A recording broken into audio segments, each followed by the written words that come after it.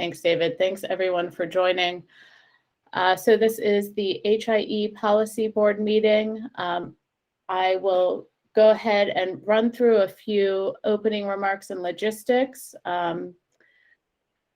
So I have hit the meeting record button. So we are recording the meeting for purposes of a summary and keeping track of everyone's excellent comments.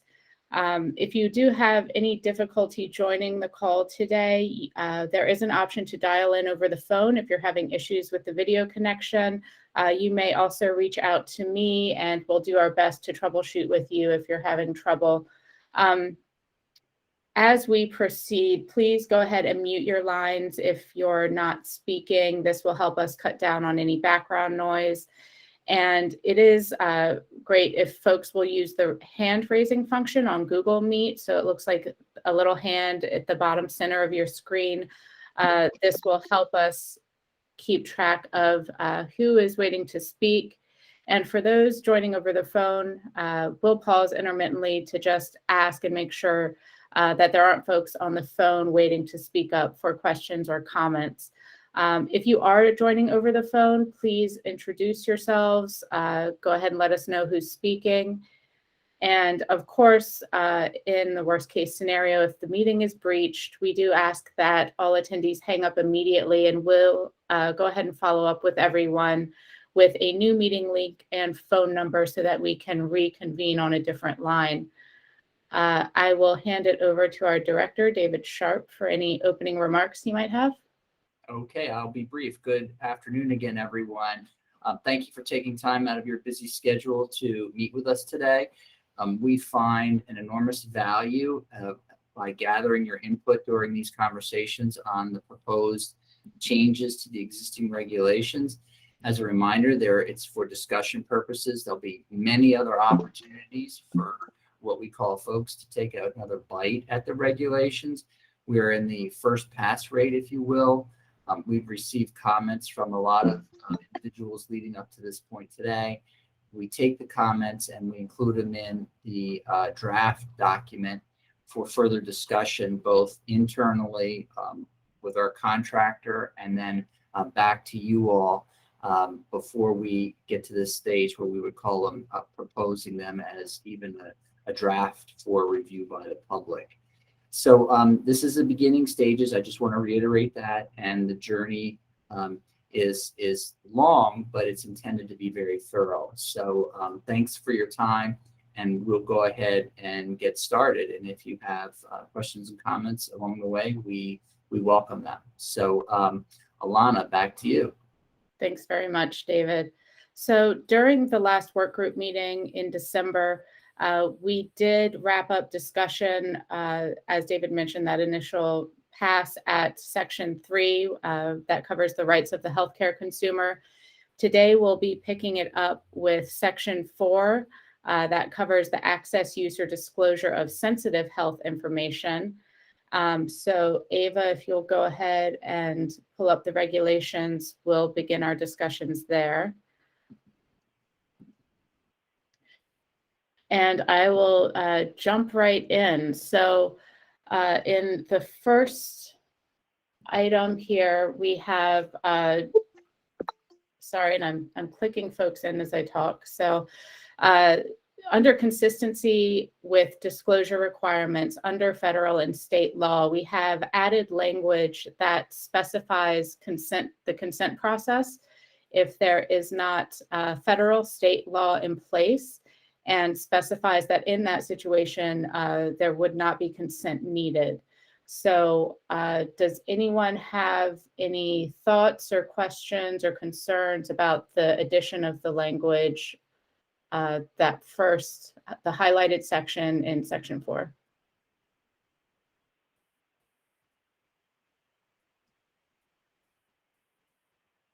Okay. Okay, no concerns there. We can move along. So we're going to pause. I think let's Okay. go back. Alana, Mike had a question. Good afternoon, Mike. Hello, David. Hi, Mike. Did you have a comment you were going to make, Mike? I thought I saw your hand here. I did not. It looks like Kimberly has her hand up. My apologies. I see Kimberly and then Walter. Dr. Suarez. Kimberly. I thought I saw Mike as well, but maybe we're both seeing things, David. I was looking for some examples here, just trying to understand why this was added. So let me just sort of remind folks here. Kimberly, you bring up a very good point, but what we don't have is that information readily available. We can go back and collect information and come back to you. But what for many of you, notice that we have our esteemed contractors, the legal staff that have worked on helping us with these drafts on the available here and listening in to our meetings. And they have been since we started reconvening. But what we don't want is to have the conversation engaging the contractors. We have deliberately taken an approach like CMMI does, CMS, when they have meetings that their representatives attend. They're here to listen as well, but we're happy to put this on our list of items to get more information. The risk we run, to be honest, it's similar to what, again, it's used by CMS, is that the meetings then become a situation where the contractors are put in either awkward positions or it creates situations where they don't have the exact information to share. So let us take that away as a task, and we're happy to come back and provide you with more information, Kimberly.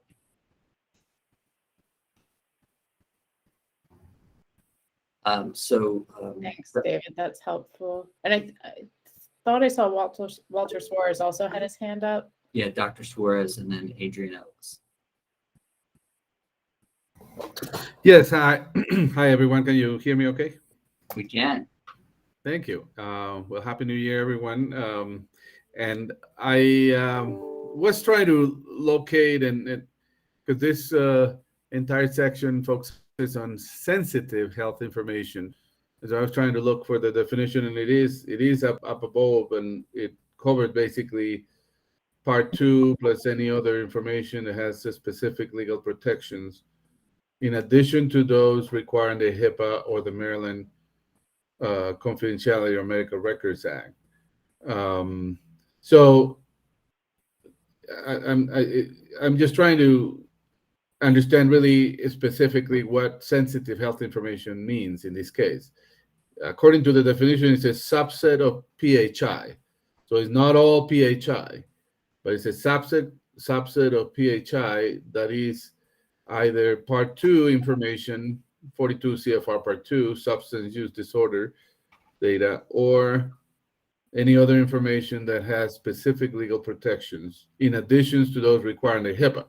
And so that, in addition to those requiring the HIPAA, gives me the confusion in some ways of whether there is really sensitive health information or protected health information simply. So Dr. Suarez, are you suggesting that the addition that's here may not do anything greater than what already existed?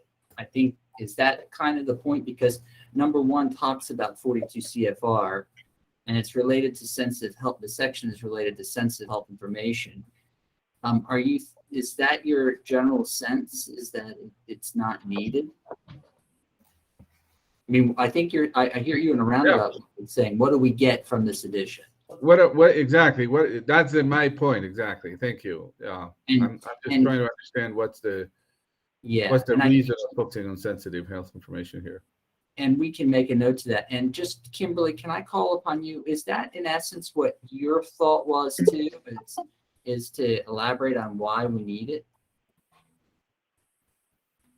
I'm curious to know why it's needed. I mean, it feels like it's to address sort of information blocking, but I'm trying to get a sense of that because there are obviously some competing concerns. So I want to understand the goal first before I can really address some of the competing concerns. Okay, and if Ava, can you note about information blocking as well in the comment, and so we can take that under review? Thank you, Kimberly. And then Adrian, I think you had a comment. Yeah, thanks, David. And I can't presume to speak for your contractors, but I think Kim is right. I think it's an info blocking.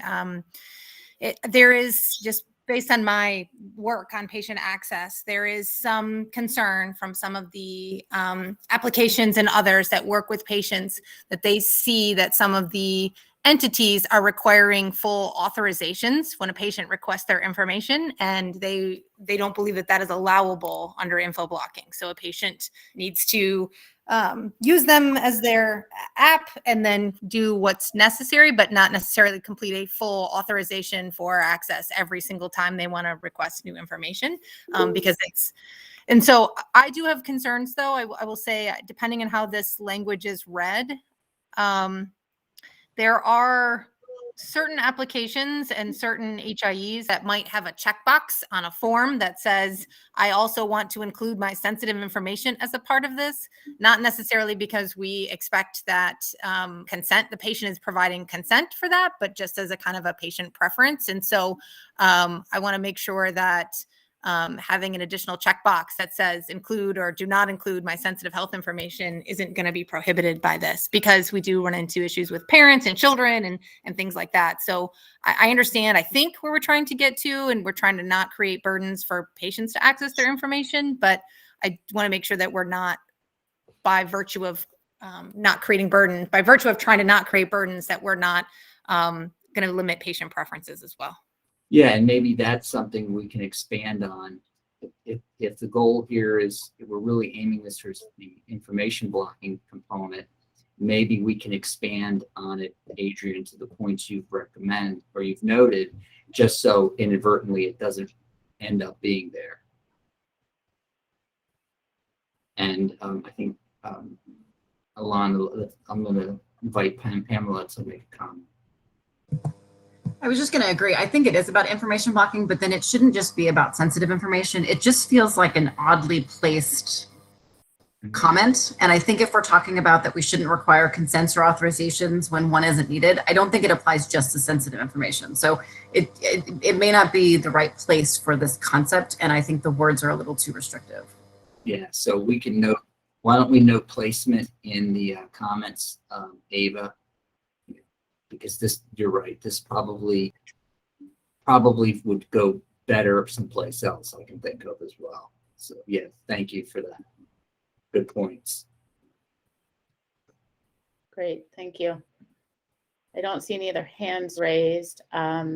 If you're okay, we can move down to the next addition. So just under this language, it says, notwithstanding A2 of this regulation, an HIE may transmit sensitive health information. And then the sub items there, we've added a reference to state law specific to mental health records. So it may seem like a minor addition, but wanted to make sure there weren't any objections to the addition there.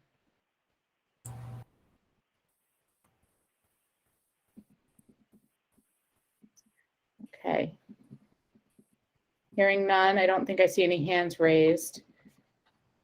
We can go down to the next item where we have added specifics for NIST standards for safeguarding information when not using point-to-point transmission. So this is an addition for safeguarding informations per NIST standards for the exchange of sensitive health information. Do we have any thoughts there? Yep, Pamela. I don't love the way it's worded, because it sounds like there's something more than NIST. And I don't know what, like, there's some vagueness with nationally recognized standards of safeguarding information. That could mean a lot of things. I think if they mean NIST, then they should just say NIST, not including all of NIST, because again, that makes it sound like there's something NIST isn't including. So I just don't like vague comments like nationally recognized standards. Absolutely, it's a terrific point. It's just a wording nuance here. Yeah. And Dr. Suarez, sorry, go ahead, David. I was just going to say, Ava, just if you could also note, rewording, that would be good. Thank you. Dr. Suarez, go ahead. Yeah, there are multiple types of nationally recognized standards for safeguarding information developed by multiple standard development organizations. NIST is not even a standard development organization. NIST is a federal agency that identifies and defines standards that have been developed by others. But there is many, and I don't want to give you an alphabet soup of all the different types of entities that develop national recognized standards for safeguard information. So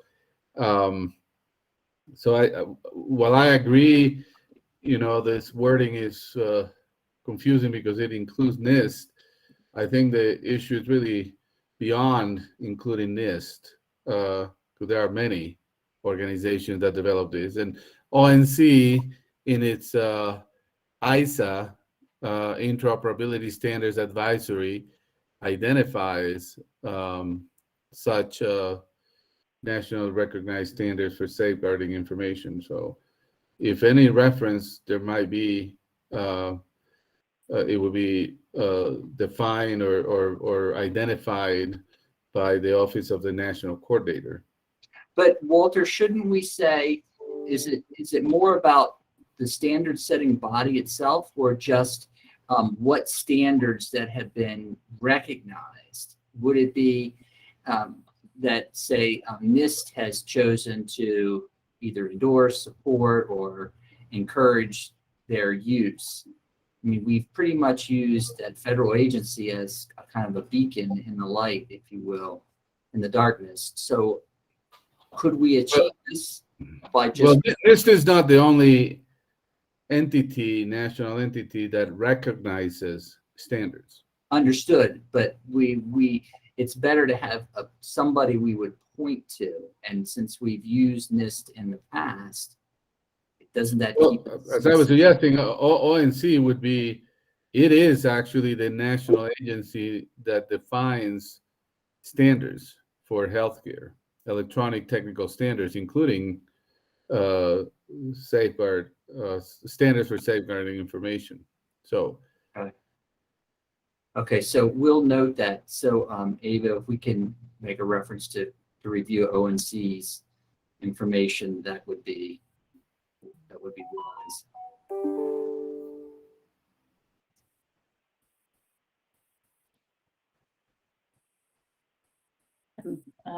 Looking through the comments here, David, I don't know if Mike Dennison, if you want to speak more to the comment you made. Well, I mean, I agree with Walter is what I'm saying, that I think that NIST is one of many, entities that are setting best practices or standards in regarding to securing healthcare information. And, high trust is sort of, the default go-to certifying standard for, for security and privacy. Okay, and it looks like Joseph Daniels agrees and says to use NIST as a foundation. And Clay, you have your hand raised.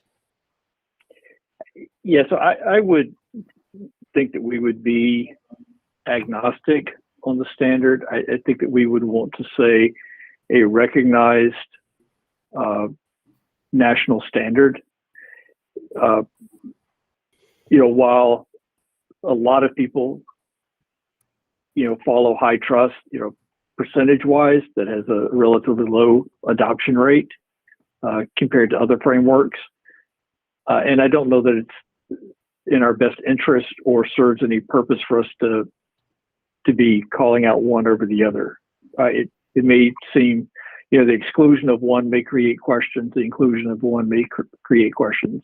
I think if we just say a nationally recognized standard, will be better served. Yeah, I think that's fine. I think it's fine. It seems like that would address the broader challenges. We probably have to make a note to go back through, because I believe we've referred to NIST the places. And in fact, the statute, in law, there's a reference to NIST as well. So, So I, yes, I think, David, if you kept one in NIST, because it's a government standard, and you're right, it is built into a lot of the federal contracts by reference, and is in a lot of laws by reference. So if we were to name any, I think sticking with one that is, federally sponsored makes sense. And, somebody, I think, earlier referenced, and they're correct, that the other standards really are based off of NIST anyway. All right, very good. Is there anything else on this item we need to consider, or we can keep moving on? Okay, Alana. Sorry, Haley Miller has her hand raised. Okay, I missed that. Yes, I see. And Haley, we're not able to hear you.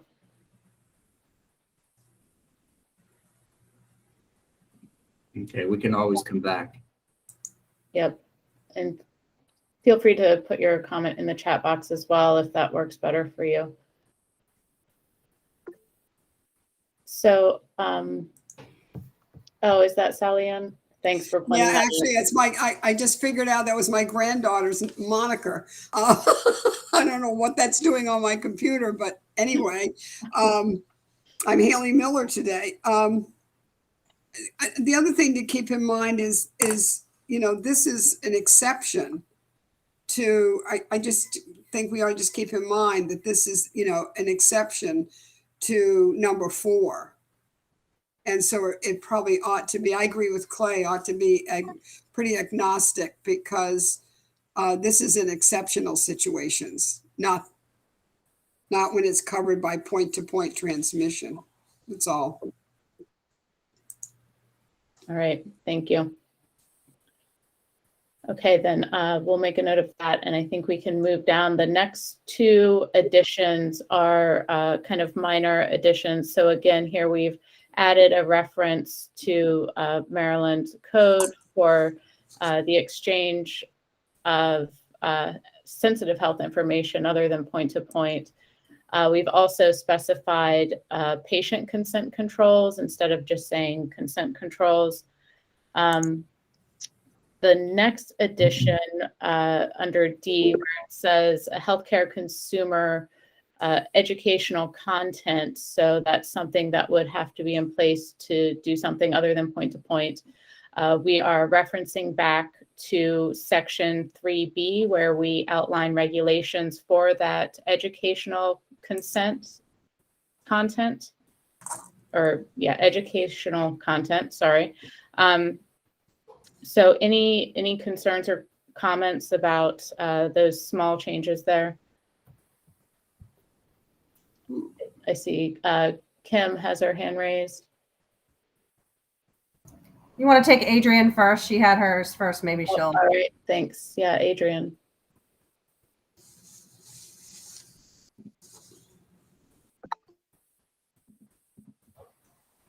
And it looks like maybe she's put her hand down, changed her mind. Sorry, no, I'm just trying to unmute myself. All right, okay. Thanks.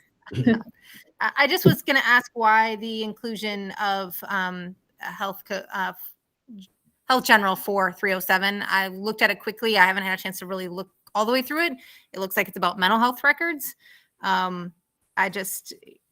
I don't think there's been changes in that since the original one, and I'm not sure if we're trying to say, and again, I just haven't had a chance to read through the entire code, but I want to make sure we're not trying to say that the exchange of mental health records requires patient consent, or that can't be misread as such. In some cases, it might, mental health notes, but general mental health records for purposes of treatment, my understanding in Maryland, do not require consent.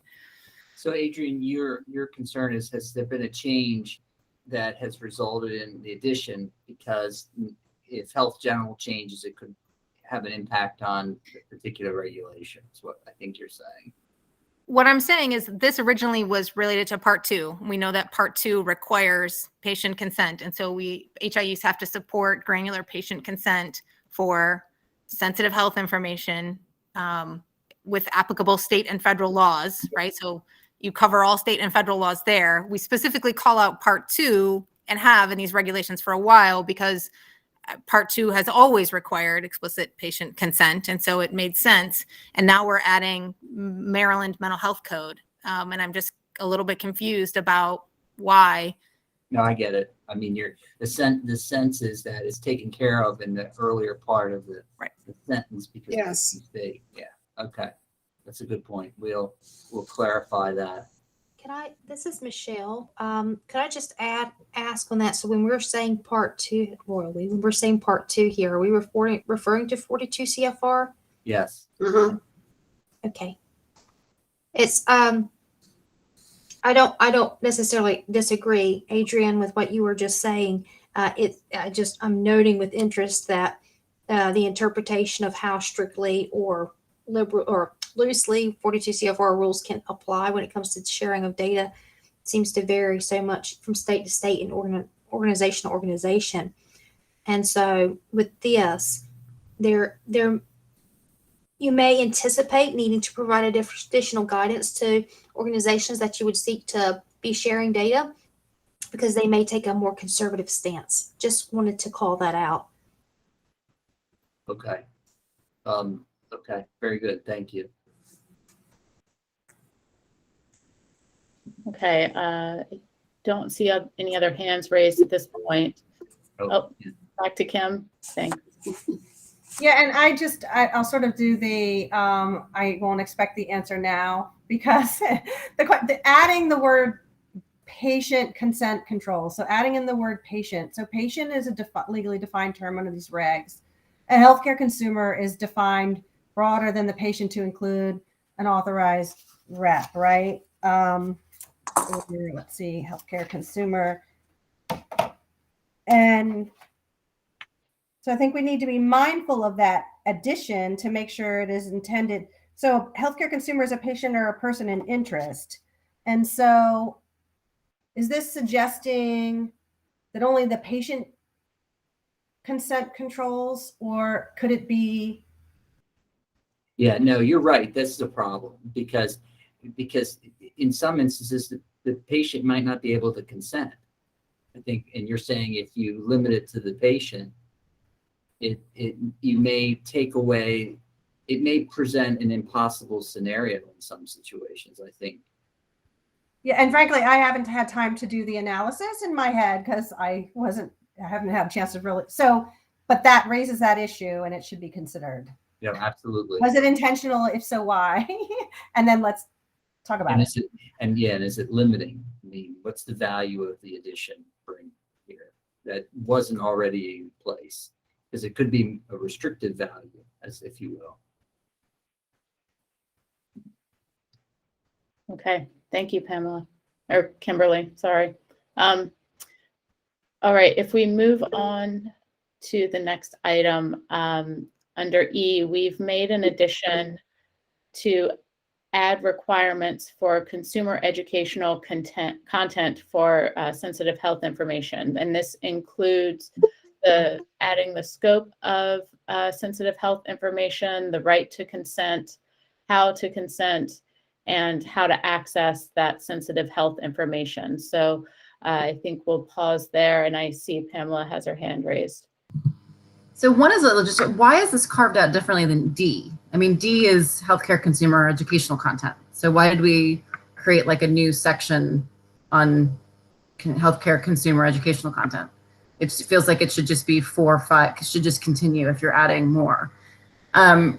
But I really, my hand raised was really about F, which raises significant logistical and operational concerns. I have no idea how anybody would be able to deliver to every healthcare consumer in the state of Maryland and have them acknowledge any change in the educational content when there's a change. So let's scroll down to see F, because we're not seeing that here. And just go a little bit, there we go.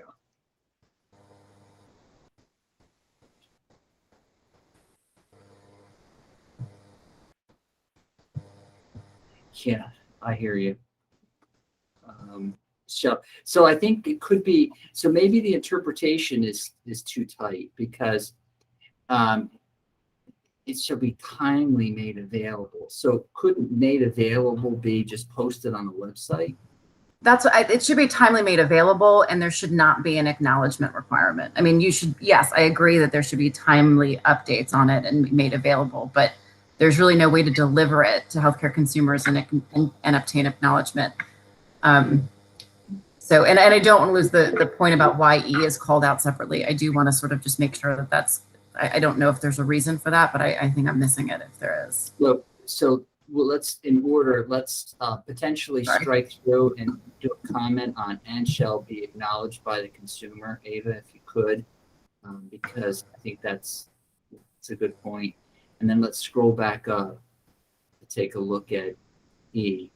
So I think, so Pamela, would I be correct by saying if we if the items under E should just be a build on what was E? Is that what I hear you saying? Or the yeah, I'm just trying to understand. So it seems, I mean, I guess D is sort of,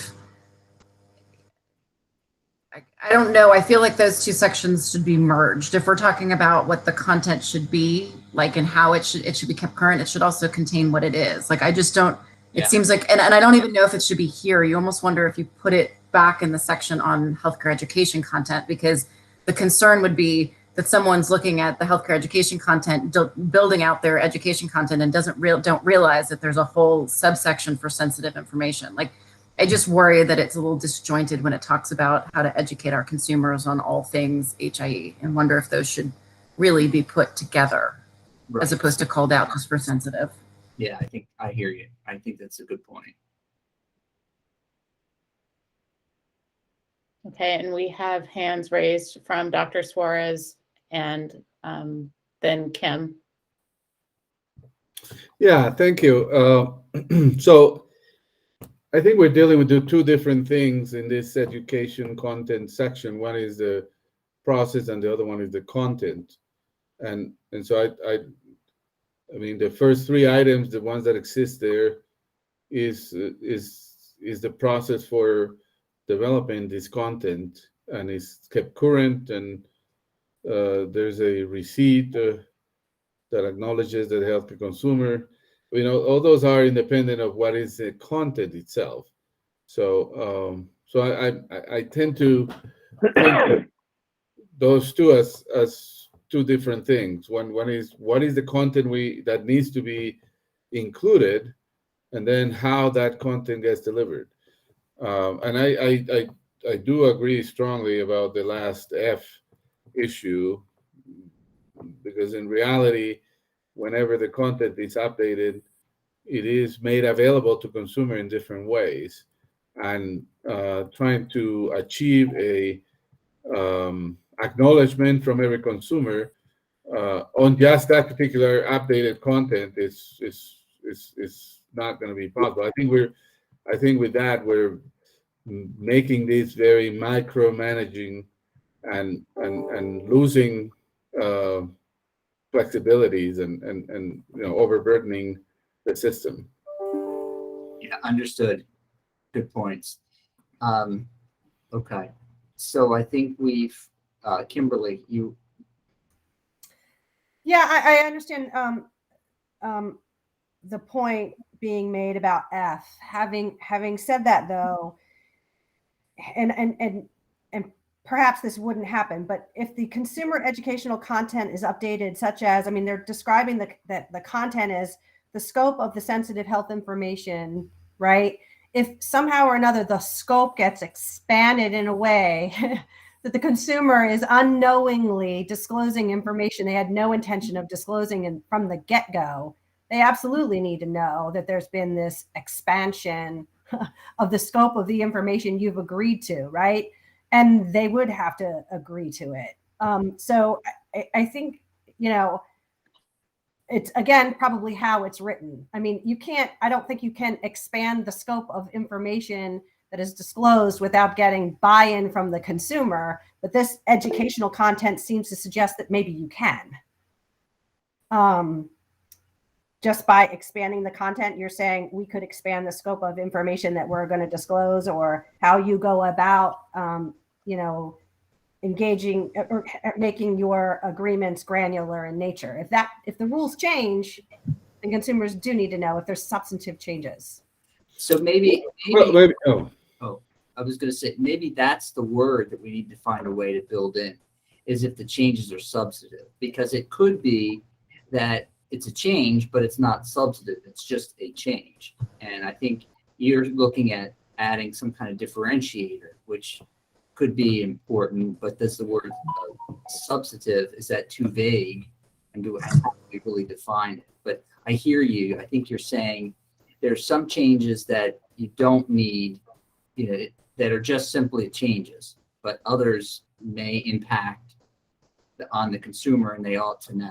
So I agree with Kimberly's point completely, but I think where the distinction is the education update versus, I actually think you would need new consent. Truthfully, if you're changing the scope of what you're sharing, you need new consent. It's not an acknowledgement. So I think where we're getting hung up is this idea that there has to be an acknowledgement of the educational content update. It's really that you would have to, I think it's outside the scope. If you were to change the scope of what you're sharing, you would need to reconsent. So do we want to? I think we need to distinguish again between educational content and the disclosure of health information. One thing is for a consumer, even if we go all the way to requiring that consumers acknowledge the educational content, that doesn't mean that they authorize the disclosure itself. So I think it's important to distinguish those two. And that's why, it's not about acknowledging educational content expansion. It's about ensuring that if there is additional data being disclosed or to be disclosed, that the consumer authorizes that disclosure, independent of whether they was on some consumer education brochure or website that the consumer click, and by clicking they acknowledge. That's not not appropriate authorization. And Ava, can you note that point that Dr. Suarez made about if it's additional disclosure or it's a change in disclosure requirements or permissions, needs to be approved by the consumer, consented by the consumer, and we'll note to come back to that. So it's very good points. I think Sally Ann had a comment to make. Yeah, and I was just cross-referencing 3B with this section again, and I think we need to go back and crosswalk these two sections, because they seem to be saying similar things with different words. Okay, we will. I think long term that's going to be confusing. Okay, we'll come. We won't do that here, but we'll go back and check. Yeah. And certainly, Ava, if you can highlight that comment, that particular comment, to crosswalk these two sections, that would be good. Thank you. Okay. All right. Thanks, all. So moving on to the last comment in A. So this adds a requirement. So we're looking at C now. It adds a requirement for an investigation and audit if that sensitive health information is improperly accessed. So adding a requirement there. Any thoughts or comments? Before we get started, can Ava, can you scroll a little bit further so we can see that? Okay, 5. That's just so everyone can see 5, the driver. Well, this is Walter. I think this is in some ways this is unnecessary, because there is already a requirement under HIPAA and for all PHI, including sensitive health information, to conduct this type of investigations and to report it if there's a breach, and to prevent and to make risk assessments and all these things. So this is not adding anything different from what is already expected to be done for all protected health information, including sensitive health information, when there is a a known or suspected Breach. breach. Yeah, that's a good point. So let's note that for possible deletion. That is a very good point, Sally Ann. I keep Well, wanting to and then just plus the fact it says, in addition to Walter's comment, is was just the term thorough, and I think it just going back, just let's use the HIPAA language, make that as a reference, because thorough is too subjective, and it's already spelled out in HIPAA. yeah, it's probably an unnecessary addition, is what I Yeah. hear everyone saying. And okay, very good. Okay, if there are no other comments to that addition, that's actually our last edit for section 4. So we'll move on now to section 5, which covers the requirements for accessing, using, or disclosing health information through an HIE. So requirements for access. Pamela, you raised your hand. I did. I was just going to make a comment about that first change. I actually think that's kind of significant because MHCC has traditionally regulated the HIEs, not the participating organizations. And so I think we want to put the language back in because it makes the obligation on the HIE to make sure participating organizations have the agreement, as opposed to directly regulating the participating organizations.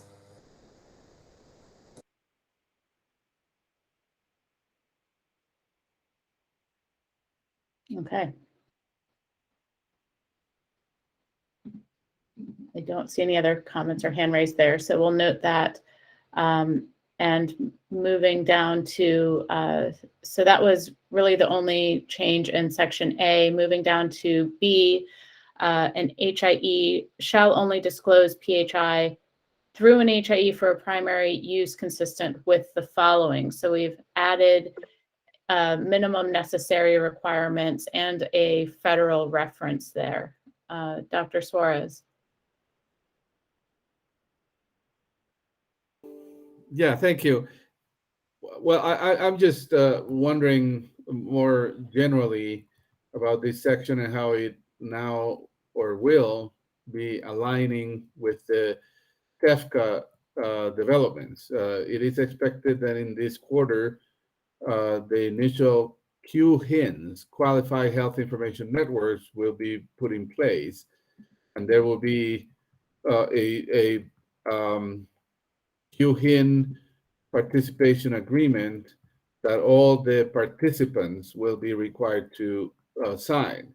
And so now we have overlapping participation agreements between all these organizations. So I'm just trying to see how we can better align this expectation in Maryland about having a participation agreement that binds the participants to all these elements, and that might be or could be conflicting with the participation agreement that all the same entity are going to have to sign to participate in TEFCA. So Ava, can you scroll down a little bit, please? Because I want to, so there are lots of different things to think about here. You know, the notion that all HIEs will participate with a QHIN is still a bit unknown. They are not mandated, although I think the CMS will eventually find ways to leverage them.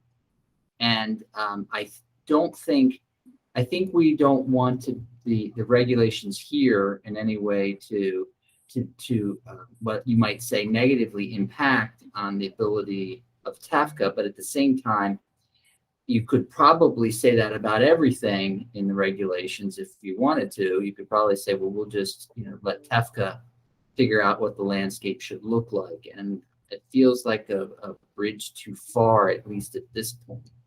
So I think I think that we just have to keep that in mind. I'm not saying that in some instances there shouldn't be synergies, but I'm not sure if that's an area that we really want to have a synergy just yet. So I leave that more. Well, thank you, David. My recommendation is basically to align, not to replace or to eliminate, but to align. So align this language with the language that exists in TEFCA, because that is the one that entities like us and others in Maryland that are participating in, CRISP and others are going to have to sign in order to participate in the larger TEFCA.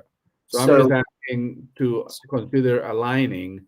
So Dr. Suarez, which height are we talking? C, D, 1, 2? I mean, because I think, as I noted, that could apply broadly. I'm talking about the entire 05 requirements section that under A, 05A calls for, this binding participation agreement that under A 1, 2, 3, etc., requires a whole host of elements.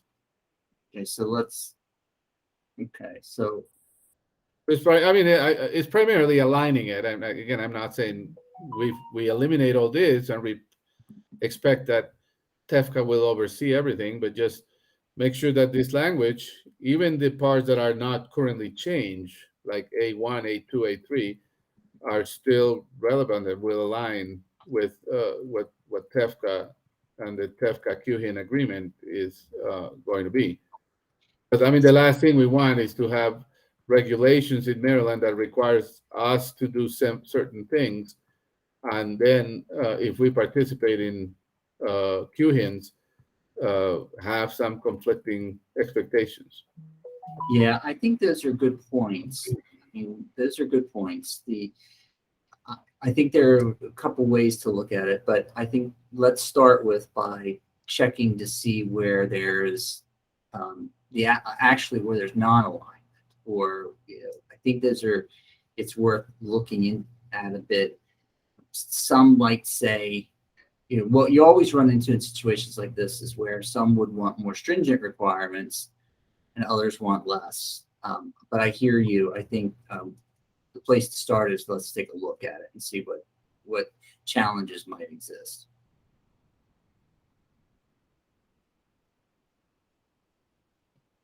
Okay, Lana. Okay, then moving on. So we talked a bit about, section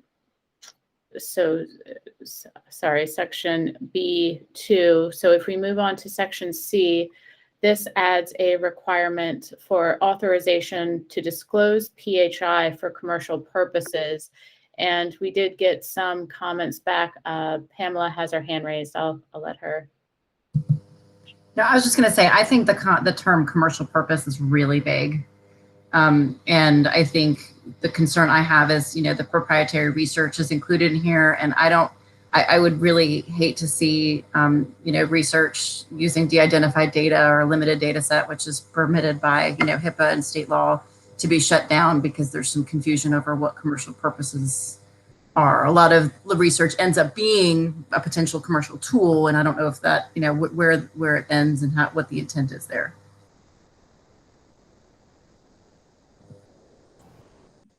Okay, Very thank good you. point. And we also received some feedback about maybe some of the language being somewhat contradictory. So we have it noted to perhaps revisit the wording on C. And considering if the entire section is needed. Did anyone else have any additional comments about C? Kimberly? Yeah, and I'll defer to the comments that I filed, right? So this suggests that apart from just objecting to commercial usage and then how that's defined, Pamela, I agree, it's sort of vague. In general, right, commercializing this data at all is problematic for me through an HIE. It just is. But putting that aside, it suggests that consumers have to be told about their ability to opt out. It should not be an opt out. It should be an opt in for commercial use. So so that is what I articulated on my comments, and I think I'll just sort of refer you to those. So maybe we could go back, because now I'm thinking maybe I misunderstood. I heard, Pamela, what you said, but maybe I'm misunderstanding it, because I think I would agree with Kimberly, but I feel like I'm missing something you said. That's what. Yeah, I think my point is that commercial purposes and then the including and some of the things included do not immediately conjure up the concept of commercial purposes. So for example, publication is, I don't know what it means to publish for commercial purposes. I mean, and I don't know what it means to conduct proprietary research. There's some vagueness with those two, publication and proprietary research, that as a academic medical center, I have concerns about, because obviously we've agreed that research is important and research leads to publication and could end up leading to a tool that could be commercialized. So it just, advertising, marketing, all those things, I agree with the sentiment that we do not want to exploit this data for commercial purposes. I'm just worried that the terms are a little vague and what's included could have a quieting effect on something that we actually do want to support. If I may jump in just very briefly, I think we can avoid all this discussion by just saying an HIE may not disclose PHI unless authorization is received from each patient whose PHI has been disclosed. Because all these other elements inside are not only confusing, are not complete, and perhaps inappropriate in some cases. So, and the net effect at the end, when you read the entire, multiple lines of sentences, the end game is an HIE may not disclose PHI unless it receives from each patient authorization to do so. So Pamela, you had a strong reaction early on. I think he meant, I'm hoping he meant for commercial purposes. Not, I mean, I agree with Kimberly that there's an inconsistency here. The last sentence makes no sense. We're saying we need authorization and that says then you need an opt-out. I think if we're going to go with we need something for commercial purposes, I agree that an authorization for commercial purposes makes sense. I just would like to understand better what we mean by commercial purposes and how that relates to things like Johns Hopkins's use of CRISP data for research and publication purposes. So yeah, I personally don't think that, commercial, we don't need something in this to explicitly define or allow the use or disclosure of data for commercial purposes. I think it's just generally for any purpose. And HIE must obtain first the patient's consent before disclosing it. But we have an opt-out model. It doesn't matter if it's commercial purpose or not. Well, but that's why I had my stern look, because we don't have a consent process for disclosure of information right now, and so that would be a big change to require consent for any disclosure if it's a use case and permitted by law. We're an opt-out state. Yeah, we're an opt-out state. Lost that battle years ago. As a consumer advocate, we lost that battle years ago. But then do we really need this anyway? Because an HIE may not disclose PHI whether or not de-identified through an HIE for commercial purposes, including but not limited to.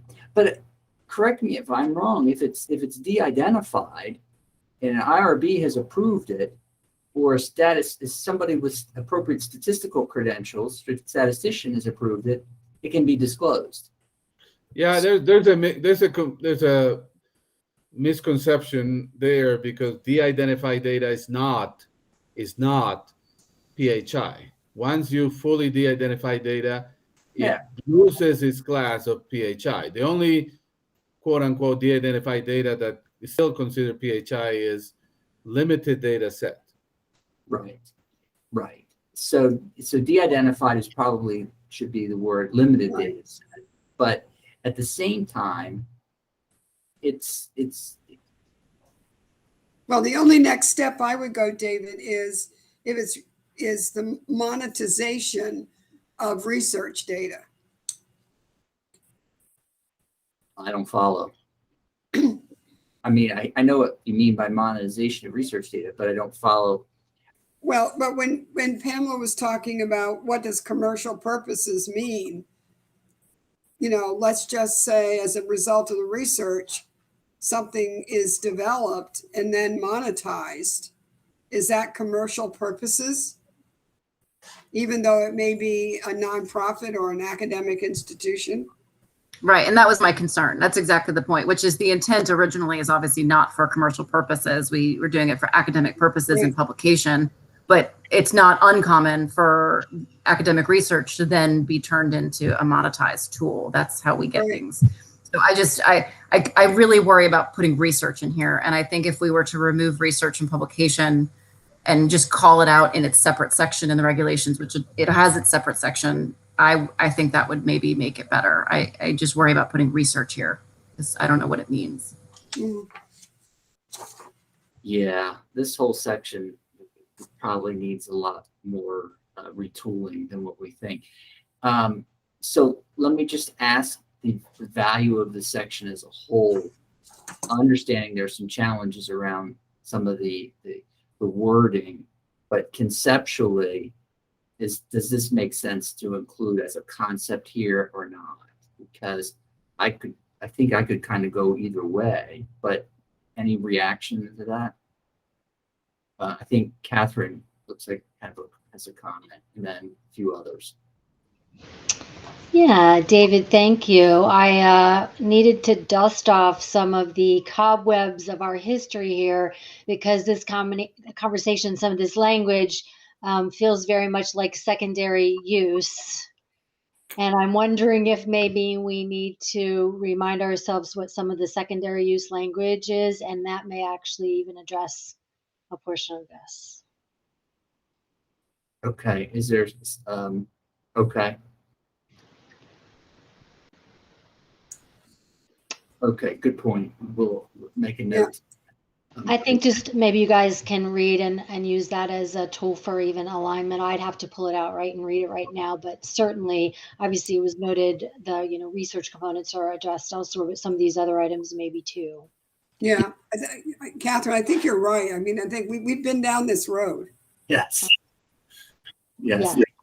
Thank you for the reminder.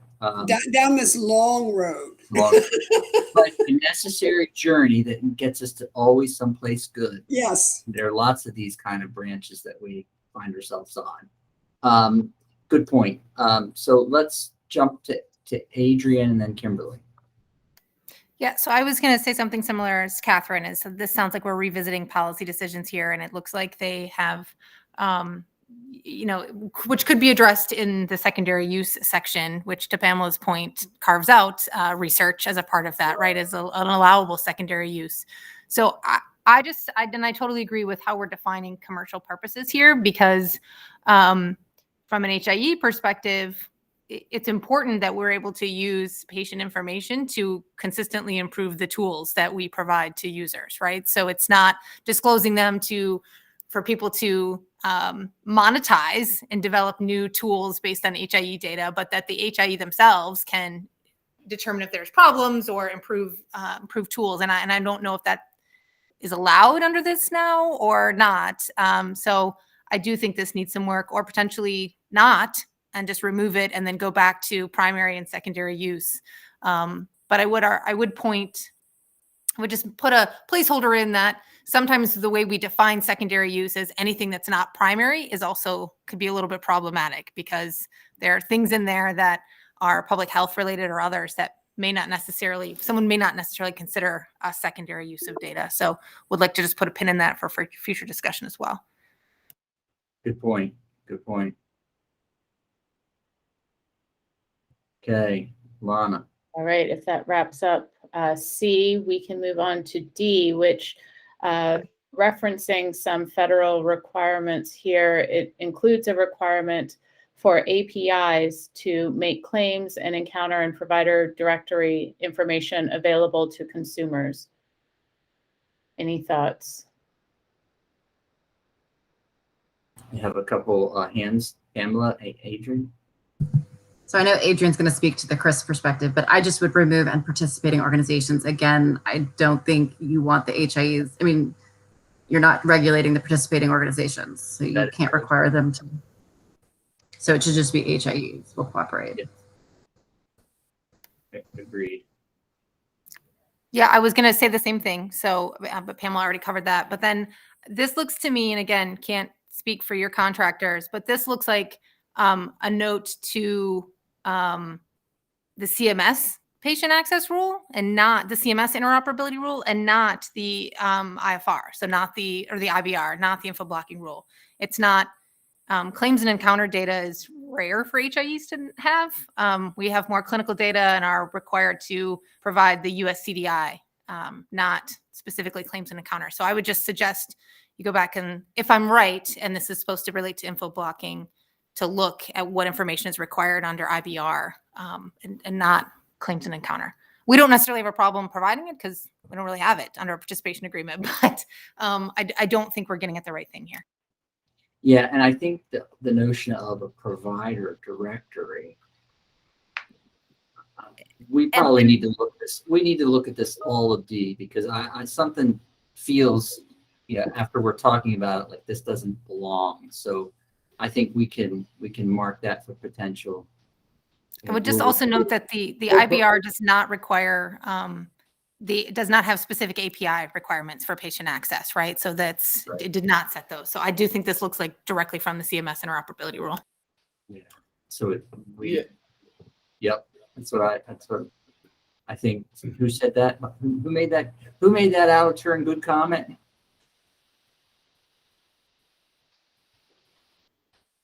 It's me. It's Adrian. This is and Walter. Yeah, this is Walter. I want to point out that as well. Yeah. For participating organizations, which are providers and payers, for the provider side, we are required already to do this, encounter data. I mean, basically, and starting actually for both entities, but primarily for providers.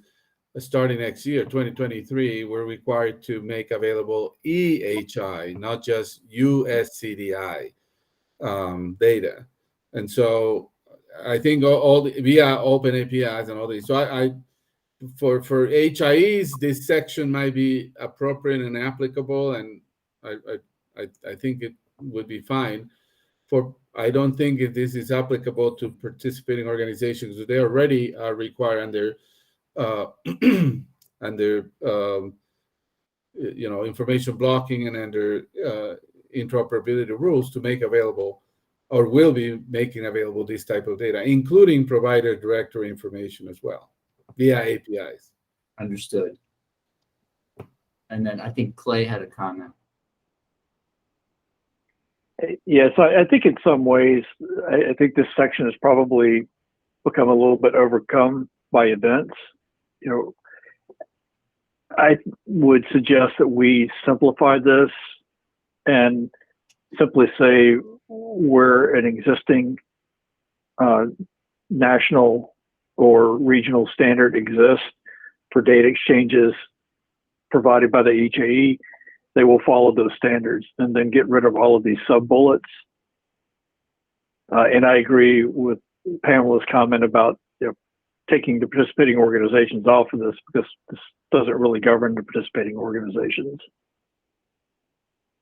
So do we need to say that though, Clay? I mean, well, you could drop it altogether. The only thing is there may be some standards that are aimed at a provider or a payer that aren't targeted in the regulations that require them to an HIE. And this would be a way to say HIEs, where they are exchanging that data, they must follow those standards. I see.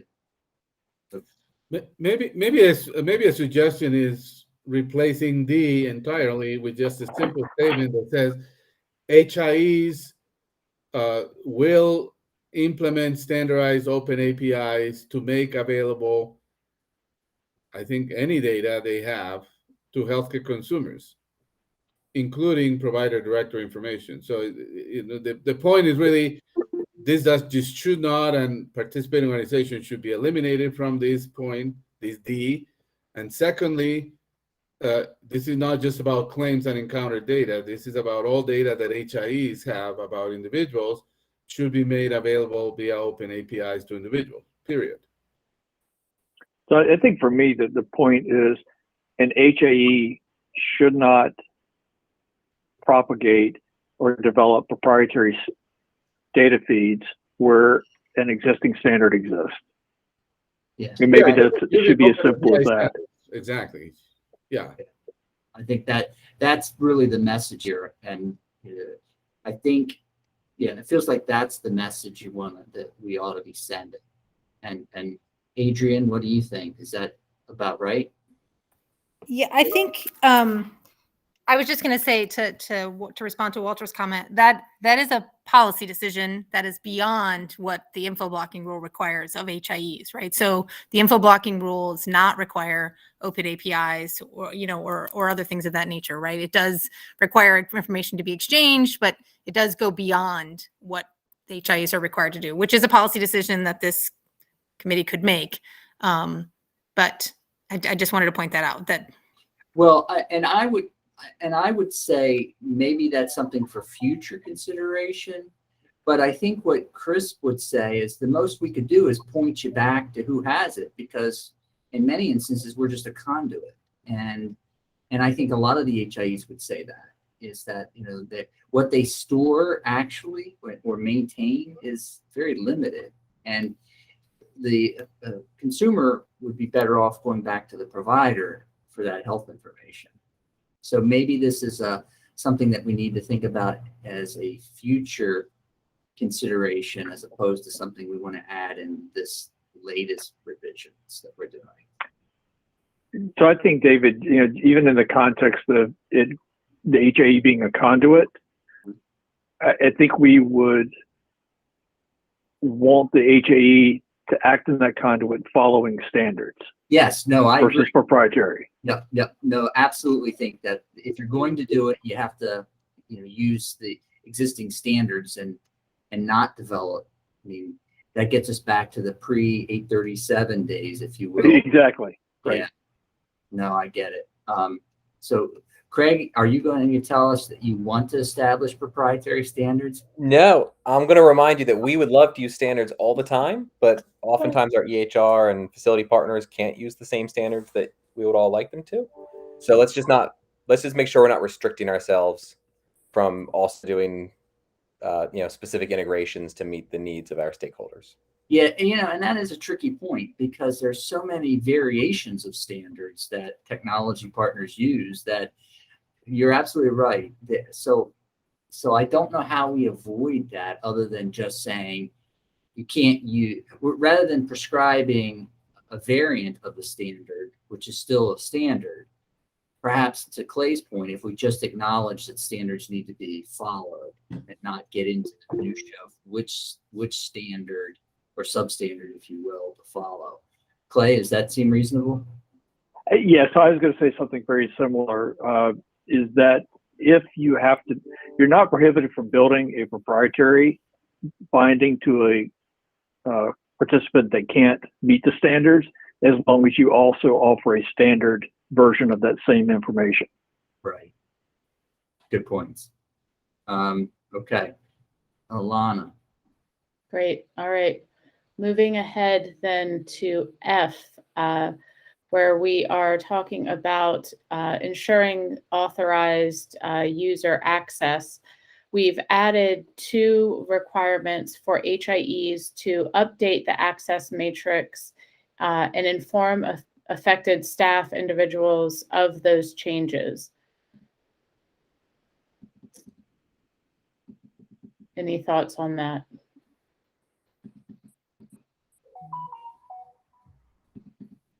Okay, I don't see any hands. We can, oh, yes, Clay. I'm not sure how we define affected party here in D. So C makes sense to me. I'm not sure how changes to staff member or contractors would have a direct effect on downstreams. But what were we after with affected party?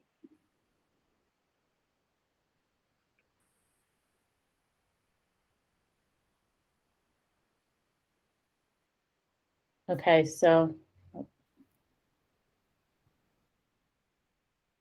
Clay, can you restate your point? I hear you, but I'm not sure I understand that. And each time inform an affected party of any access changes. But I'm sorry to cut you off. Just what I would say is we don't need this. Is that because an HIE shall timely inform any affected party of any access changes as reflected in the HIE access matrix. As I read that again and think about it, I don't have a clue what that really does. I mean, I know that was my question. I'm not sure who the affected parties are that would receive communication. Yeah, I mean, and thank you for pointing that out. Sometimes it's just, we've read these a lot, but sometimes you just have to hear and keep reading, and these things jump to mind. I'm not sure this has any value, and I think what I hear others saying is that we might want to consider just taking it.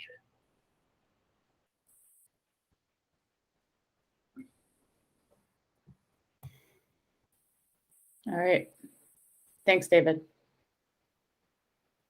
If we're ready then to move on to number 3 under F. So still talking about making sure there's appropriate access. And this may get back to our earlier conversation about NIST. So this revises the language to be a bit more flexible in terms of NIST requirements. Some, I think, did suggest that the specificity is preferable here. Dr. Suarez, you have your hand raised. Well, yeah, here I feel it's appropriate to reference this. The problem is requirements about what. So there needs to be some addition. So comply at a minimum with the requirements set by NIST for authentication and authorization, or for whatever access control, whatever aspects of the thing that we want to highlight here are needed. Otherwise, this requirement by NIST without any referencing is superfluous. It doesn't point to any specific. So it has to be a requirement set by NIST for purposes of authentication, authorization, and access control, for example.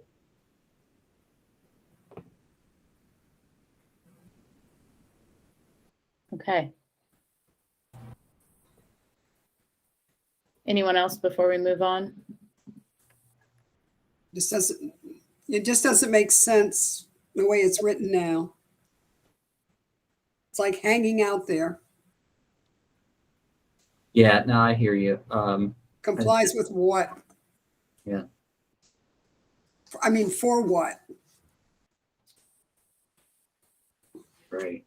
Okay, so some rewording there is needed. Okay, then if we can move on then to... I believe, go well, ahead. this is Joseph Daniels. I believe that NIST deals with just the transmission aspect of it.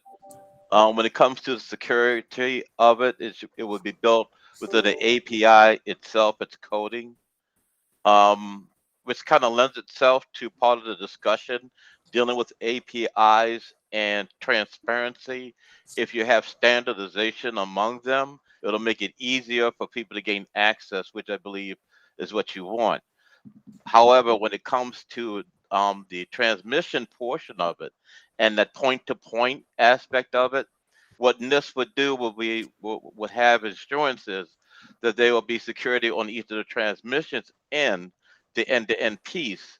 That's all. When it comes to security within the API itself, the software, that's built into the coding.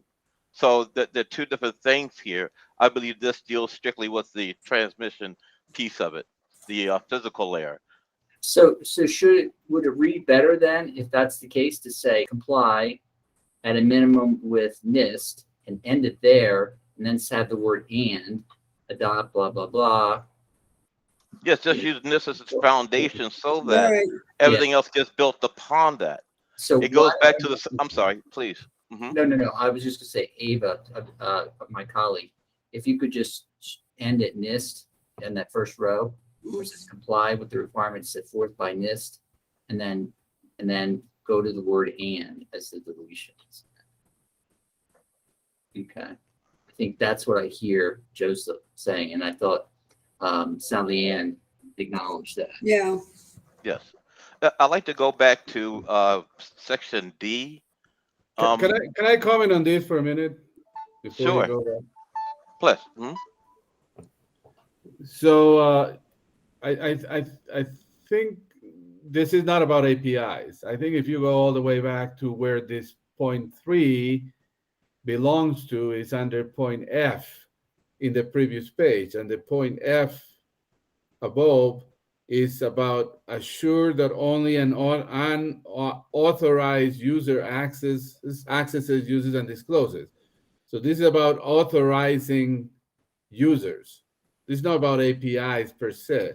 And that's why I was recommending under 3 mention, because this says basically that the HIE shall, and then number 3 says comply at a minimum with the requirements set by NIST for authentication, authorization, and access control. That is a specific reference to point F above, which is where point 3 belongs to.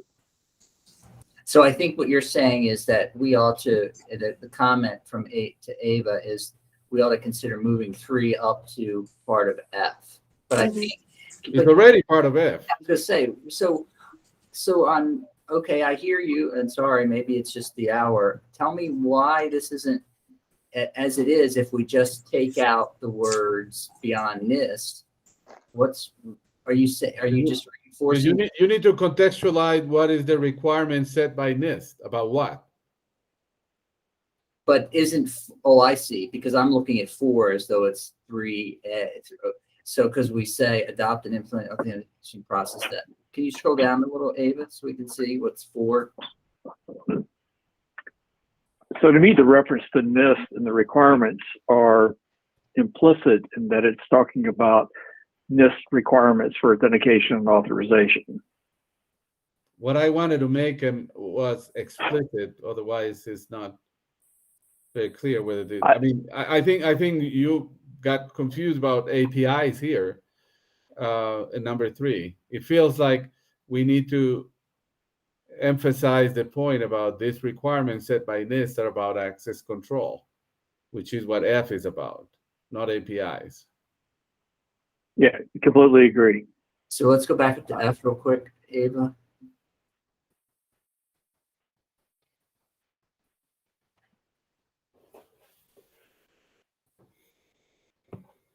Okay, so there's some merging between F and 3, I think is what will resolve the challenge here.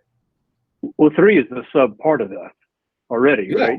Yeah, but where it's positioned, it looks like the continuity of it seems broken, unless I'm mistaken. No, I don't think so. No?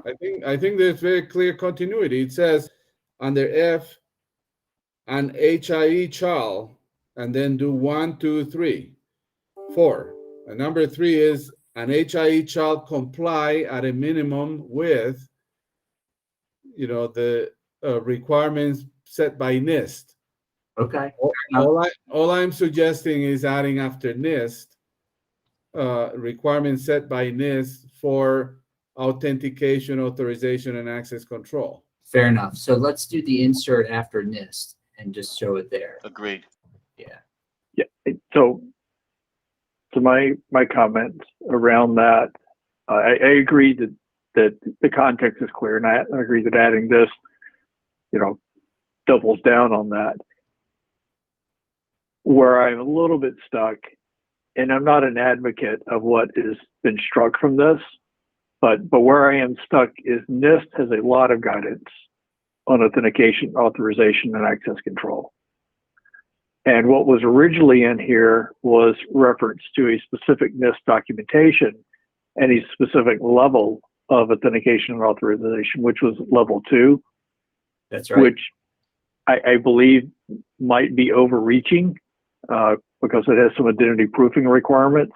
That's right. And I think we have to, if a particular HIE were making access available to patients, they would be an authorized user, and therefore they would fall under this, and they would now fall under this level 2 NIST. And I think that's a bar that probably couldn't be achieved reasonably for patients. So, if we leave it generic at NIST, then we're leaving it up to the organization to interpret NIST and to decide for themselves what they're going to do and not do, and that may be perfectly fine for us. At a minimum. So I just wanted to bring that out and get that discussion on the table. Is that, you know, NIST itself has a lot of places that reference it. I don't think we should be going with level 2 because of patients, if that ever comes into play. Yeah, and the other thing that NIST can do is move things around. So if we're specifically saying 863 version 1.02 and they change it, yeah, I mean, I agree that we've run into challenges in the past when we've tried to be that granular. I think in terms of policy, which becomes regulation, we probably want it generic enough that it provides good guidance that is consistent across all the HIEs, as opposed to being at a level of a depth that's too granular.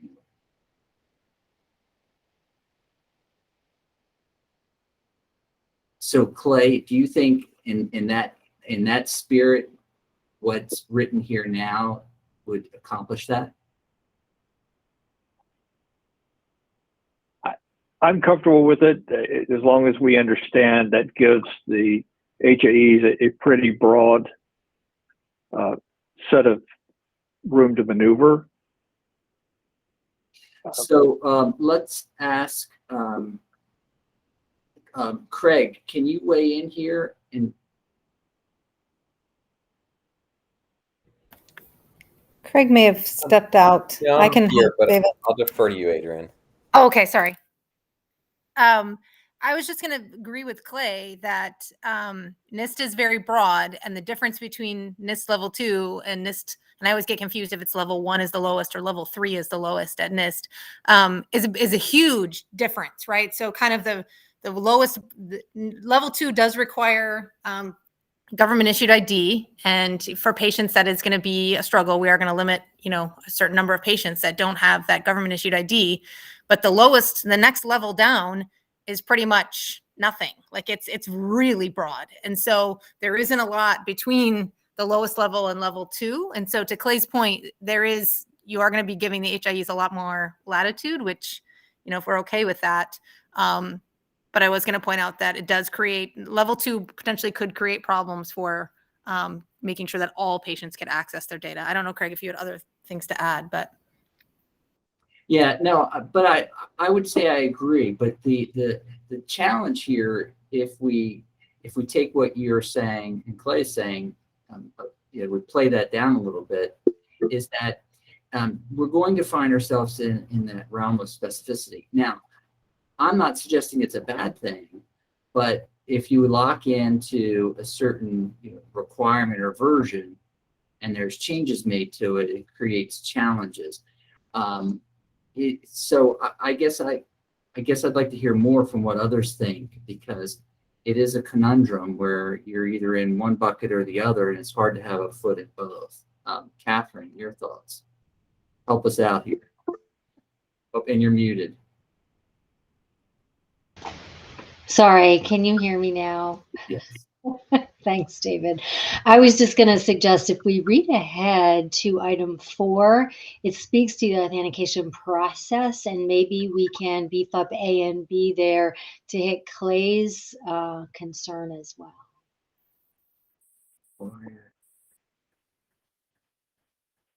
Did you see items 4 there, Clay?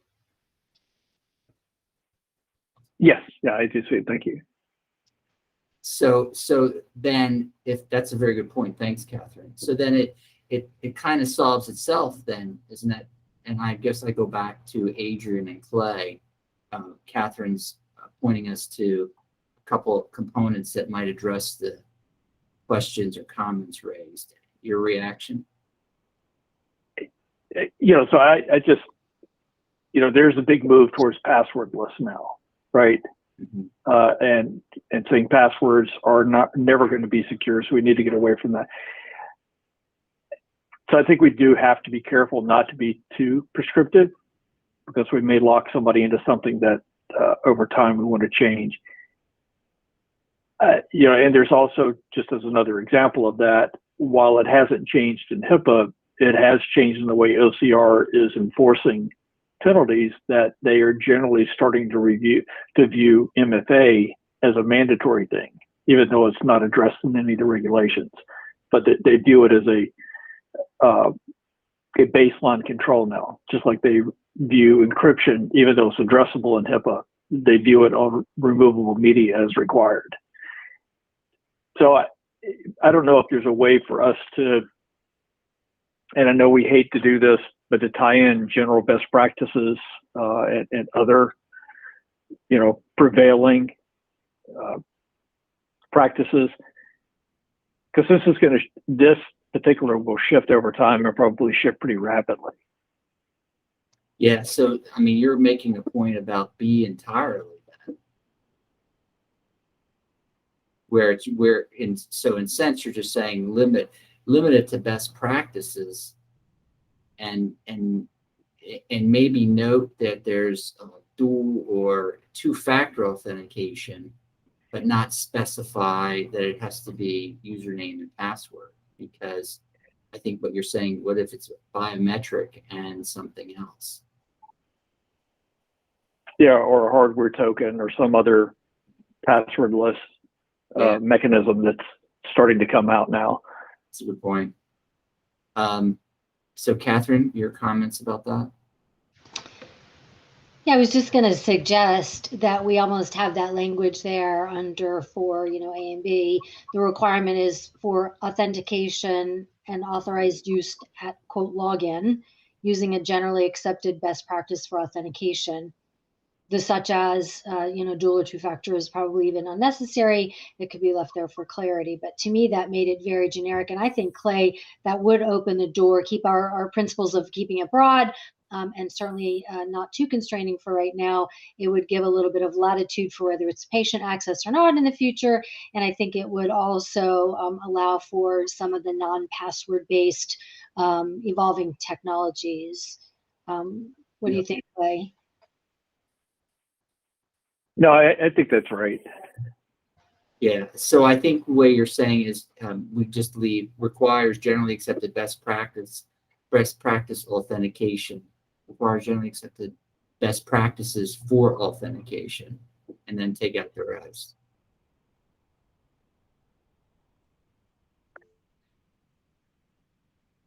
Thank you, Walter, for all your time today.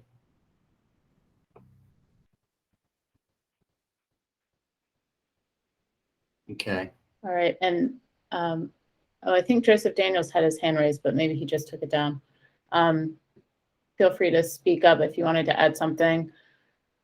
But if we move on then to section 7, we're just adding a requirement for the annual review of authentication processes. So we'll pause there to see if anyone has any thoughts about an annual review.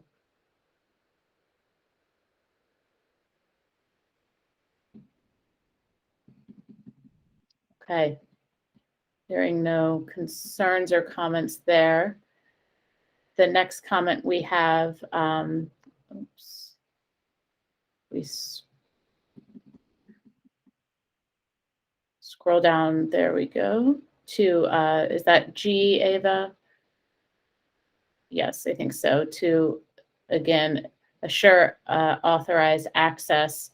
So we have an addition for a requirement for participating organizations to have reporting processes in place for third-party systems.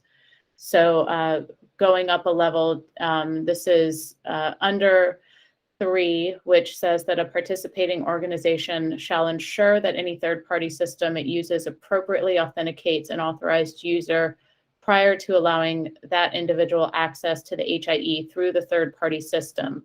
So again, they're adding the requirement for a participating organization to have a reporting process in place.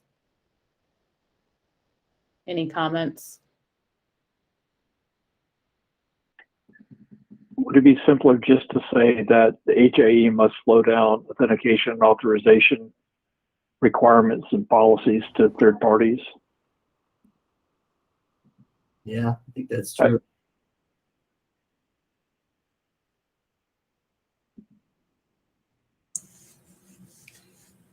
So, but participating organization. So maybe we have to come back to C and D altogether, because I thought Pamela, and I think Pamela's still with us, or Adrian or Craig, is it the participating organization shall adopt and implement a protocol to be followed.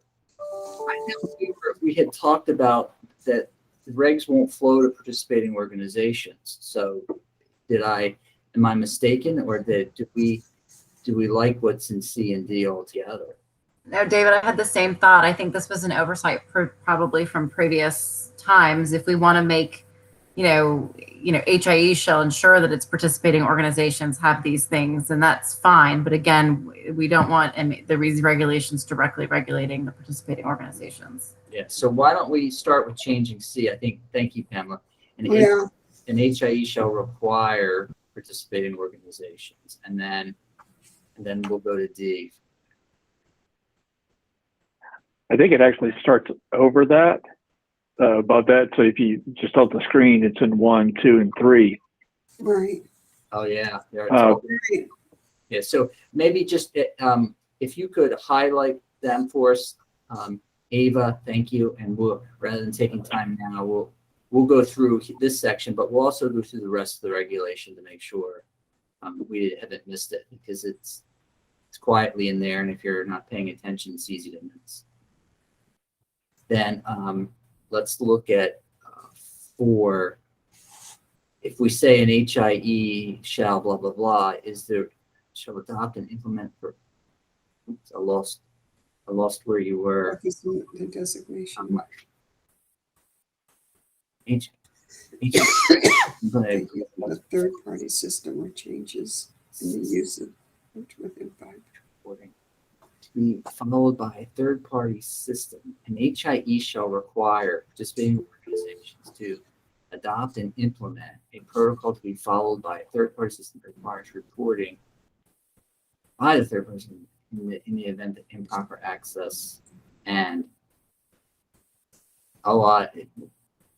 Others, Pamela, jump in here. I can't figure out what this is. I mean, if known, so I'm assuming this is like we use Epic to log into CRISP. It's like, the in context app. Epic would have no idea if there was it's all us. Like, we're the ones who know whether improper access occurred. Like, the third party that we may use to access the HIE isn't going to know this stuff. Yeah, no clue.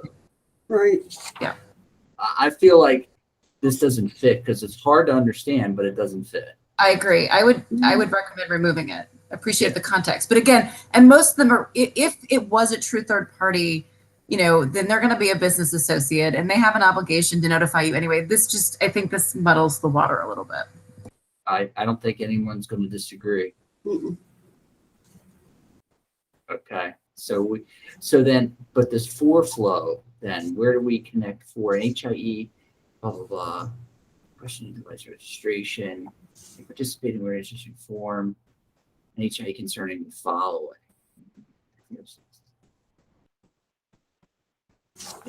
See, even that doesn't make sense. Yeah. I don't get the concern. Like, I think this is one where maybe it'd be helpful to understand the concern, because it's not clear. And it also doesn't, if we're using a third party, why does the HIE need to know? I don't know. This seems funny to me. Yeah. And I think it goes back to what either Catherine or someone else mentioned about the history of this work. It takes us back a long time, but I think it doesn't fit anymore. I think what we're saying is 4. So 4 in of itself, a participating organization, we could say an HIE shall require a participating organization to inform it of the following, and then look at designation. Yeah, but do you want it to inform it of a third-party organization? Yeah, well, right. The designation of assistant administrator, I don't think fits. I mean, this goes back to the very beginnings of the time, and where, I mean, I don't think it fits unless somebody can tell me it still makes. I guess I'm looking for folks who've been here the longest. if this still makes sense. I mean, you probably remember why we did it then, but I don't think that 4 fits anymore. I don't think any of 4 fits. I just don't understand the third party part of it. And then some of these things some of this is in the participation agreement, but I don't understand all the language around the third party.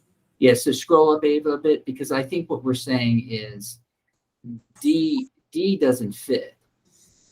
But then if we get rid of D, then number 4, the items listed in 4 no longer makes sense. Scroll down. Definitely 4B doesn't fit. Well, 4A says a participating organization shall inform the HIE concerning the designation of a system administrator. Is that really a requirement? What do we get from that? I guess. Well, isn't that in the participation agreement? Well, I don't know, and I guess we'd have to look at Adrian or someone else, or one of the other HIEs. But what does that do in terms of the regulations on privacy and security? Is it needed? And I guess I would say it probably no. And I look to Catherine, Adrian, others, Sally Ann. No. I would say as a policy. Oh, sorry, Catherine. Please go ahead. It's all right. No worries. I think, David, historical here and the entire section of G there, going the whole way up to all of those item numbers under G. So let's go. The spirit of this many moons ago, I think, was participating organizations that exchange data back to the HIE had to have a system administrator, and was attempting to put controls in place for the system administrator within the HIE for how they were, or for the participating organization rather, for how they were exchanging back to the HIE. And think about it, we didn't know how they were going to do that. Was it an EHR? Was it something they were building? Doing. So I think that was the genesis of this. And so I think many of these bullets actually just are no longer applicable. They've been overcome by events. Is there a little at the top there in item number 1 where there's some rigor around having a designated system administrator just for, orderly communication of technical folks back and forth between a participating organization, and then HIE, I don't know, let, Craig or Adrian or one of those folks maybe weigh in on that. But that's certainly the history. And I could see going through that with a fine tooth comb, many of those just are not applicable. Yeah, so why don't we mark G for review, for staff review, if you can, because I agree. Again, it's one of those that you read a million times and it makes sense. And then when you start talking about it, you go, well, wait a second, well, what were we thinking? And so I think this is another one of those situations. So, okay, we can skip all of G at this point. The head scratching has been resolved.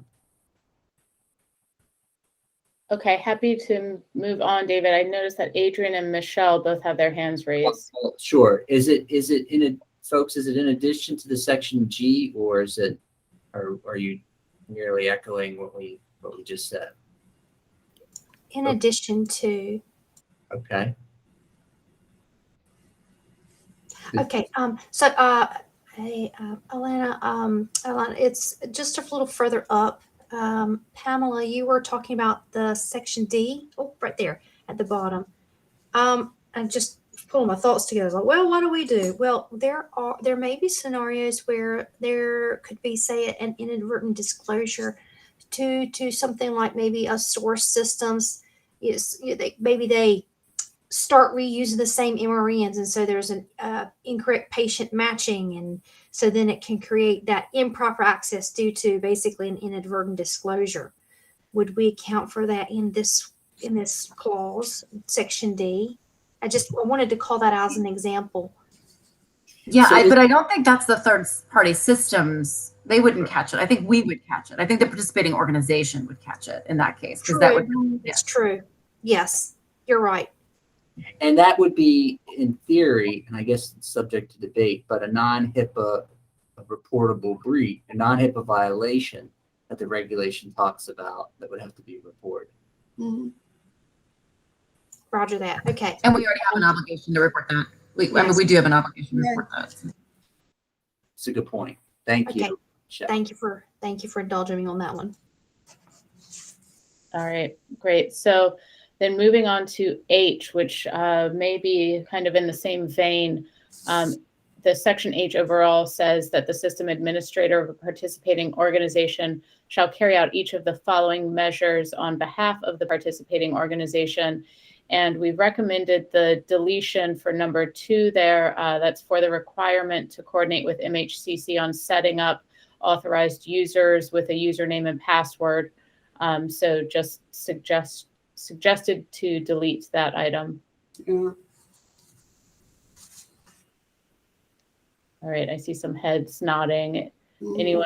Anyone else have comments or thoughts on that? Okay. Then traveling down. Oh, yes, Catherine. Sorry, just in reading this section too, and kind of per Adrian's comment there, if you've seen it in the comment box, obviously there is an HIE administrator, right, for each of the participating organizations. Does that need to be in reg? And we're getting down now into the roles and responsibilities of said system administration, right? Does that need to be in regs? Absolutely a good point.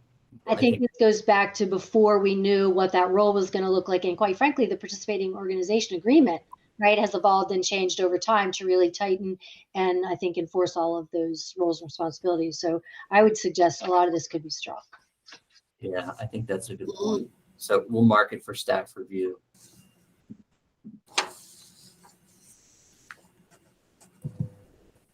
David, the only thing I would say, I completely agree with Catherine. I think we probably could strike the whole section. I don't want to lose sight of that. If we choose not to strike the whole section, I'm not in support of the new edition of 6.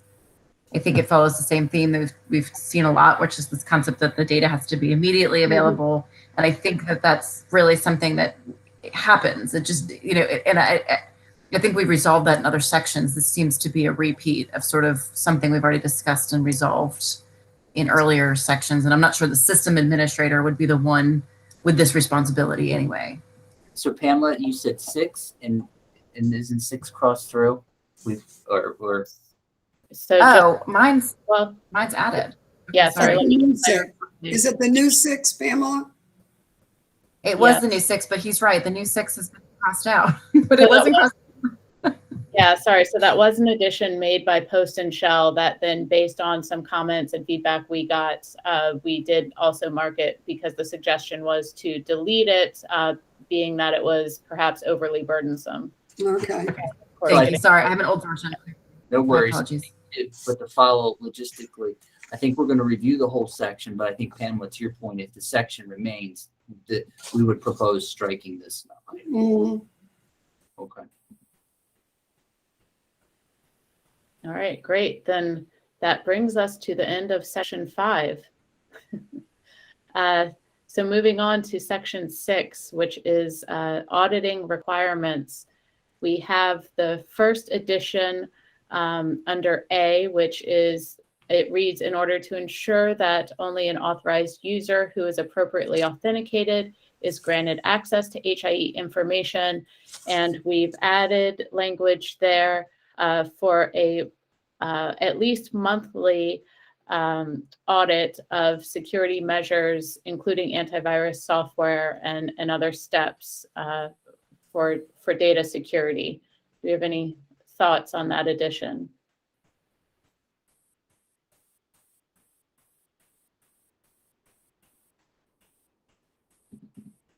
I don't see any, and I actually, oh, go ahead, Craig. I can't remember if we submitted anything, and Adrian can jump in also. But like looking at just like the list of antivirus software, firewalls, and other forms of data security, like it feels both vague but also somewhat burdensome to do audits of the participants to make sure they're doing those things. Yeah, I would just jump in, Craig. I think this is likely very easy from a Johns Hopkins participant perspective, right? They're auditing their firewalls and auditing that stuff.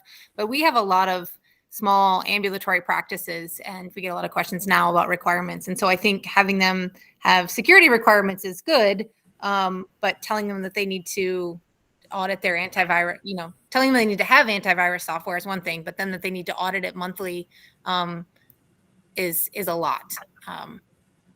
So I wonder if, I think you're absolutely right. And you think of nursing homes, some of the smaller nursing homes, and you think, but I wonder about the spirit. Maybe there's a way to capture the spirit differently of this, which is participating organizations should know what their business associate is doing in terms of auditing their technology, if you're using somebody else's electronic health record.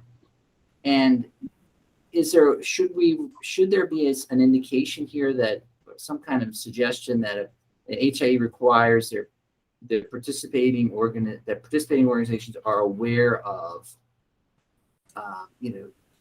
system, something that the protections or the auditing process, something that makes sure that they're aware of what's happening or what should be happening. It's like, you don't have to do it, but you should be aware of what's going on. Is there an awareness here that matters or not? Pamela.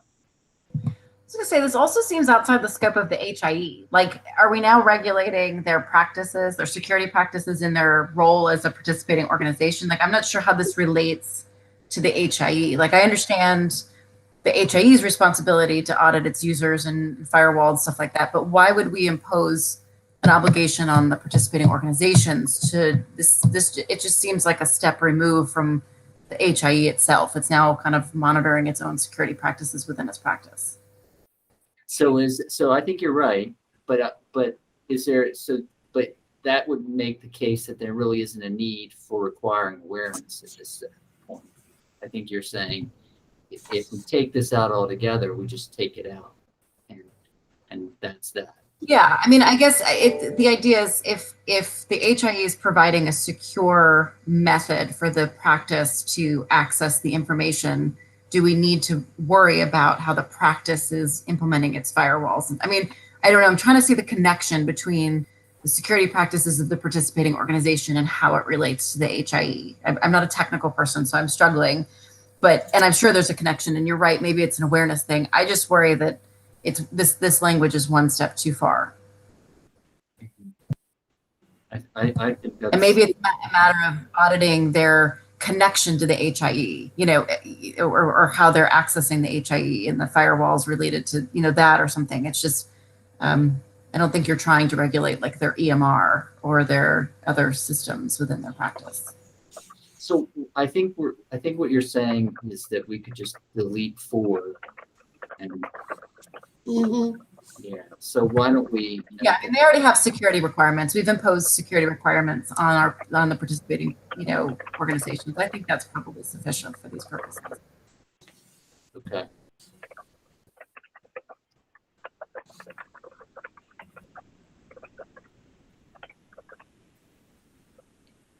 Okay. Then just above this, I did skip over briefly. We did edit the timeliness for the random audits of user access logs. So instead of saying more frequently than monthly, we're specifying that it be done at least bi-weekly if an HIE has been notified about an unusual finding. Any thoughts or comments about the timing there?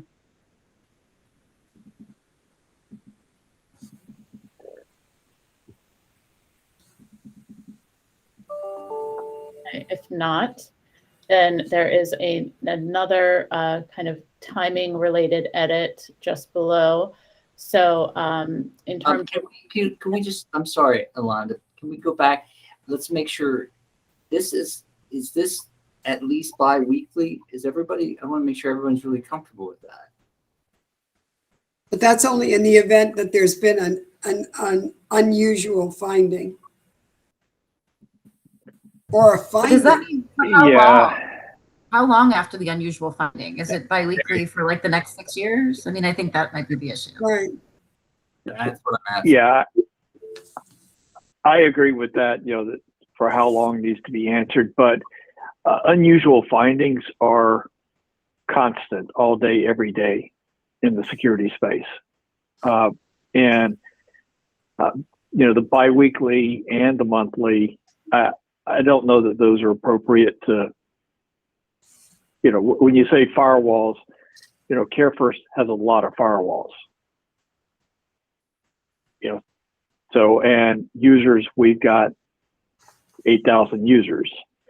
So when you say you want a monthly review of antivirus on our 7,000 devices and our hundreds of firewalls and any other forms of data security, which are hundreds of things,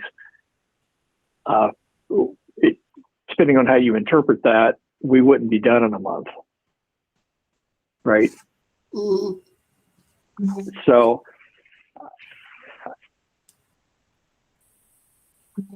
I think I would be much more comfortable with that there is a defined process for auditing, the state of security, and that it's formalized with formal roles and accountabilities, and give some latitude to organizations based off of their sophistication and their resources to decide what is appropriate and to then hold them accountable for that if there's a problem. But doesn't that replace 3 and 4? That kind of. You're right. Mhm. Yes. Okay. Any other comments to this item? And if not, I would propose that rather than going on to another item, that Alana, you sort of highlight where we are, where we're going, and we conclude for the day. Well, David, would that mean looking at, you said eliminate 4, but even would we not also look at the rest of that section to make sure that it aligns with the suggestion that Clay made about a defined audit procedure? So I was looking at that before I mentioned it, and it's worth revisiting again and getting different eyes on it, but it didn't necessarily feel like it would. But I think to your point is, my eye review was rapid, and we should step back and just be certain. I think is a good word to the wise, is what I hear you saying. Well, and I was getting caught up as I read through this section on the unusual finding, and as I guess it was Clay mentioned, I mean, what we envisioned years ago as unusual is commonplace today. Yeah. Yeah. No. So what kind? What are we looking at now? Can we define it a little bit better? Understood. Okay. So Alana, why don't you wind us down the last couple of minutes, and we will wish everyone a great evening. Great. Thanks, David. We've made great progress today. Very encouraged that we are into section 6. I'd like to remind everyone that we did send a version of the regulations around that include the post and shell edits. We would like to remind everyone, if you'd like to, please provide written feedback to those changes, those proposed changes in the regulations by the end of the month, or January 28th. We welcome any comments, feedback to sections 6 through 12 at this point. That will help us, of course, move forward with our discussions and our review. We also tentatively have a hold for the February meeting for Thursday, February 7th. At the same time, we'll confirm that date internally and send the calendar invitation out as soon as possible. I don't think I have any other closing items at this point, so I'll just turn it back to you, David, for any closing remarks you might have. Just briefly, our executive director unfortunately couldn't be here today, and he sends his regard and his recognition of the hard work that everyone is putting into this. The staff, we would echo that as well. You guys are just laudable on so many levels. The insight, the perspective, the depth that you bring to what we're doing. We could never get this far without you. And, you know, we're hoping to have a good set of draft regulations that once they become proposed, that in the best case scenario, there'll only be minor tweaks. And I think we're on that journey to getting there. We're almost at the halfway point. So that's fantastic. And I say the halfway point to having the regulations at a point where we can now share them more broadly for others to provide input. We are, once again, enormously appreciative to your time and dedication to this work. With that, I would just encourage everyone, if you have opportunities to look at them ahead and you haven't already supplied comments, please do so. But thank you for your time today, and we'll look forward to talking to you at the beginning of February. Have a great evening, everyone. Stay safe, everybody. Thanks, folks. Be careful. Thank you. Bye. Bye.